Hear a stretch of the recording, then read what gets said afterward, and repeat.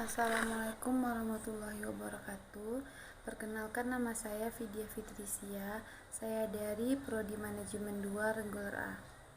Baiklah, di sini saya akan menjelaskan materi 9 hingga materi pertemuan 14. Materi yang pertama yaitu tentang sisa hasil uang. Sisa uang merupakan pendapatan koperasi yang diperoleh dalam 1 tahun, buku dikurangi biaya penyusutan dan kewajiban lainnya, termasuk biaya pajak dalam setahun buku yang bersangkutan. Prinsip-prinsip pembagian sisa uang koperasi yaitu sisa hasil uang yang dibagi adalah yang bersumber dari anggota. Kemudian sisa hasil uang anggota adalah jasa dari modal dan transaksi usaha yang dilakukan anggota sendiri. Kemudian ada pembagian sisa hasil uang anggota dilakukan secara transparan, dan sisa uang anggota dibayar secara tunai. Materi selanjutnya yaitu tentang manajemen sumber daya manusia. Manajemen sumber daya manusia adalah penarikan, seleksi, pengembangan, penggunaan, dan pemeliharaan sumber daya manusia oleh suatu organisasi. Dalam karyawan koperasi diperlukan seorang ahli manajemen personalia yang bertugas untuk merencanakan pembagian tugas, kemudian melaksanakan pembagian tugas agar dapat berjalan dengan lancar, kemudian mengorganisasikan masing-masing unit aktivitas, mengawasi semua kegiatan yang ada, dan mengembangkan pendidikan serta menambahkan pengetahuan para karyawan. Dalam manajemen koperasi ada beberapa bidang yang perlu ditangani oleh manajer sebagai pengelola usaha koperasi, yaitu bidang personalia, kemudian bidang pengelola usaha, administrasi, perencanaan, serta pengawasan. Materi selanjutnya yaitu tentang kepemimpinan. Kepemimpinan adalah sebagai suatu gerakan yang tumbuh dari bawah sebagaimana layaknya organisasi swadaya. Koperasi membutuhkan kehadiran pemimpin yang bukan saja memahami kondisi internal anggota dan organisasinya, akan tetapi juga dibutuhkan kemampuan untuk menangkap dan mengantisipasi gerak faktor eksternal organisasi. Konsep kepemimpinan yaitu penerapannya dalam organisasi koperasi, bagaimana karyawan yang anggota koperasi sebagai anggota kelompok kerja memperoleh pengarahan dan bimbingan untuk mencapai tujuan koperasi.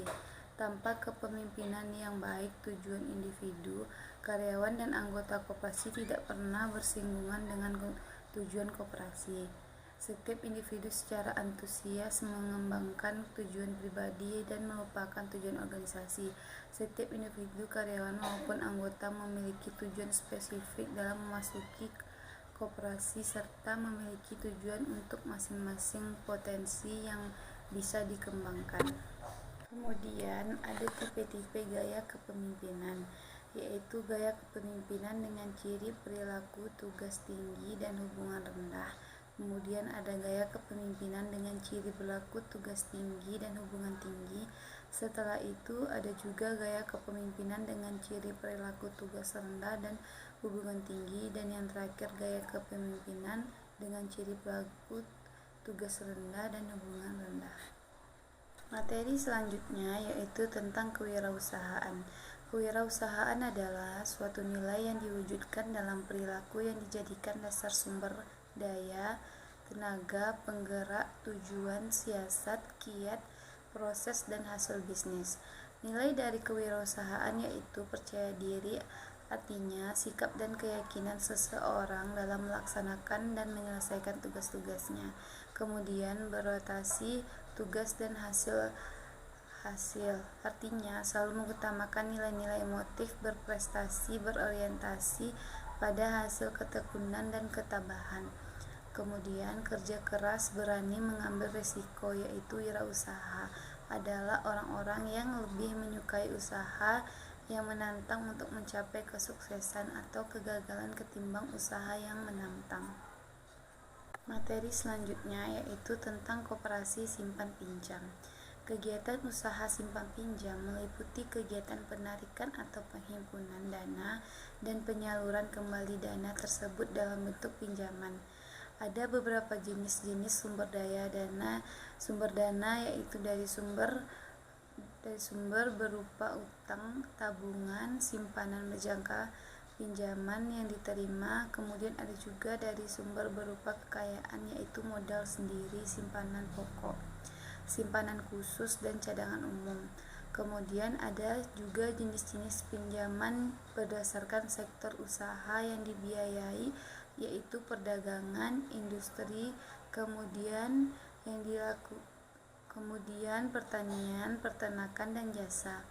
Syarat-syarat pinjaman yang dilakukan yaitu anggota atau calon anggota bertempat tinggal di wilayah bersangkutan, kemudian mempunyai usaha atau penghasilan dan mempunyai simpanan aktif baik berupa tabungan maupun simpanan berjangka dan telah berjalan minimal 1 bulan.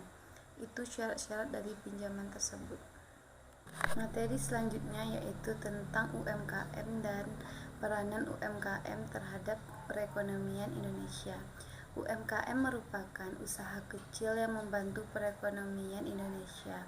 UMKM ini membantu perekonomian Indonesia disebabkan karena dengan melalui UMKM akan membentuk lapangan kerja baru serta juga meningkatkan devisa negara dengan melalui pajak badan usaha.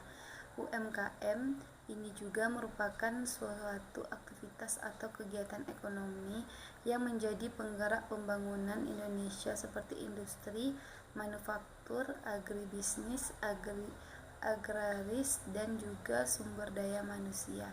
Jenis UMKM ini yaitu seperti fashion, kosmetik, kemudian agribisnis juga sebagian dari jenis UMKM.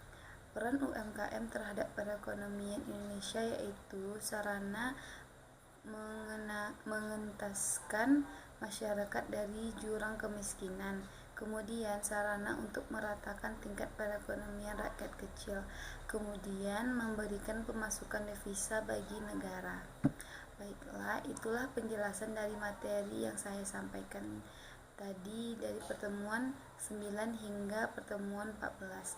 Apabila saya ada kekurangan, saya mohon maaf. Assalamualaikum warahmatullahi wabarakatuh.